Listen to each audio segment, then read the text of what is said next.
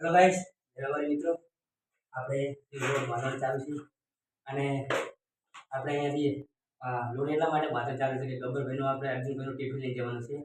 મકાન બનાવવા આવ્યા છે ગરીબનું, એટલે આપણે ટિફિન લઈને જવાનું છે. અને જો આપણે શાક બનાવીશું તો શાક બતાવો.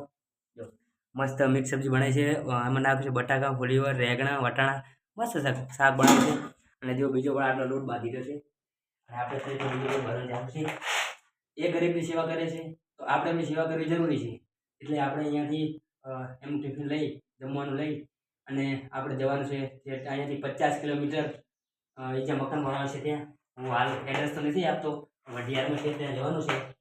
તો ત્યાં આપણે અહીંયાથી જવાનું છે બાઇક લઈ અને ટિફિન આપવા. તો જો હવે શાક બની ગયું છે, રોટલા બનાવવાના બાકી છે, રોટ બાંધવાનો હોય. અને હવે આપણે છાશ લેવા જવાનું છે બાઇક લઈ. અને જો છાશની બેણી તૈયાર કરી છે અને આપણે છાશ લેવા જવાનું છે. જો અને આપણા કંચન ઠાકોર મસ્ત શાક બનાવ્યું છે.